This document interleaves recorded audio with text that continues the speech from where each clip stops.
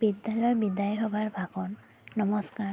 পৰম শ্ৰদ্ধাৰ আজিৰ এই সভাৰ সভাপতিত্বৰ আসন অলংকৃত কৰা মোৰ শ্ৰদ্ধাৰ মাননীয় সভাপতি তথা আমাৰ নিকেতনৰ প্ৰধান আচাৰ্য মহোদয় ডাঙৰীয়া, লগতে এই মঞ্চ শুৱনি কৰা মোৰ শ্ৰদ্ধাৰ সন্মানীয় আচাৰ্যসকল, লগতে আজিৰ এই সভাত উপস্থিত মোৰ বন্ধু-বান্ধৱী তথা মোৰ মৰমৰ ভাইটি-ভণ্টিসকল। পোনপ্ৰথমে মই সকলোকে শুভেচ্ছা তথা আন্তৰিক অভিনন্দন জনাইছোঁ আজিৰ এই সভাখনৰ বাবে। আজি আমাৰ বিদায়ৰ দিন। মনটো বহুত বেয়া লাগিছে, কাৰণ বিদায় মানে হ'ল কষ্ট, বিদায় মানে হ'ল যন্ত্ৰণা, বিদায় মানে হ'ল বিষাদৰ এক বুৱতী নৈ।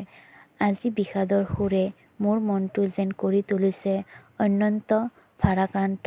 আজি বৰকৈ মনত পৰিছে সেই দিনটোলৈ, যিদিনা মই প্ৰথম এই বিদ্যালয়খনলৈ আহিছিলোঁ।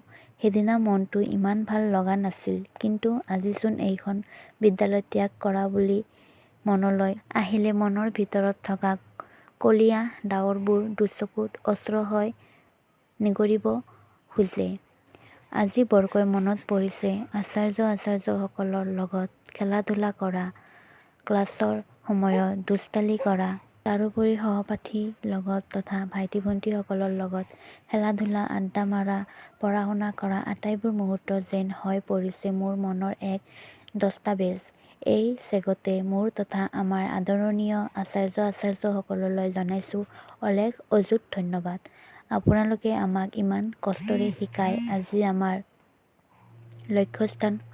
লক্ষ্যস্থানৰ ফাললৈ যাবলৈ আমাক পথ দেখুৱালে। আচাৰ্যসকল, আমি আজি এইখন নিকেতনৰ পৰা বিদায় লৈ নিজৰ নিজৰ লক্ষ্যস্থানলৈ যাবলৈ ওলাইছোঁ। কিন্তু আগলৈ যাবলৈ ওলোৱা সুখতকৈ দুখ লাগিছে এইবাবে যে মন গ'লেও আৰু কেতিয়াও আপোনালোকৰ ক্লাছ কৰিব নোৱাৰিম। জানিয়ে হওক বা নাজানিয়ে হওক কৰা দুখবোৰ পৰা আপোনালোকৰ পৰা গালি খাব নোৱাৰিম। আচাৰ্যসকলৰ প্ৰকৃততে আপোনালোকে আমাৰ বাবে যিখিনি কৰিছে সেইখিনি সদায় অতুলনীয়, কিয়নো আপোনালোকৰ এইখিনি কাৰ্যৰ দ্বাৰা ভৱিষ্যত আমি আমাৰ নিজৰ চিনাকি দিবলৈ পাৰিম।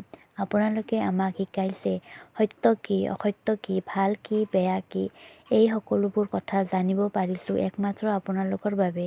এতিয়া আমাৰ প্ৰত্যেকজনৰ ভৱিষ্যতৰ যিকোনো সিদ্ধান্ত লোৱাৰ বাবে আমাৰ অতি সহজ হৈ পৰিব। আপোনালোকে আমাক কেৱল কিতাপৰ কথাই শিকোৱা নাই, কিতাপৰ শিক্ষাৰ উপৰিও আমাক আপোনালোকে দিছে জ্ঞান, লগতে শিকাইছে সামাজিক দায়বদ্ধতা। এজন নাগৰিক হিচাপে আমি আমাৰ যি দায়িত্ব আৰু কৰ্তব্য সেই সকলোবোৰ জানিব পাৰিছোঁ একমাত্ৰ আপোনালোকৰ বাবে। আপোনালোকে আমাক ইতিহাস বুজাইছে, যাৰ ফলত আমি আমাৰ নিষ্ক্ৰিয় হৈ থকা শক্তিক সক্ৰিয় কৰি তুলিব পাৰিছোঁ।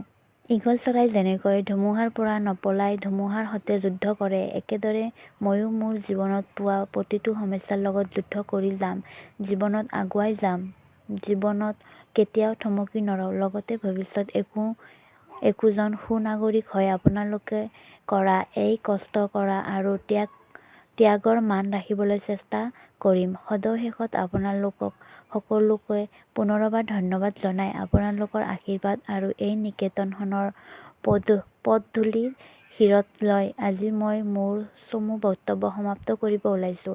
লগতে ভগৱানৰ ওচৰত আপোনালোকক আটাইৰে সুস্থতা আৰু দীৰ্ঘায়ু কামনা কৰি আজিৰ এই ভাষণ সামৰণি কৰিছোঁ। ধন্যবাদ।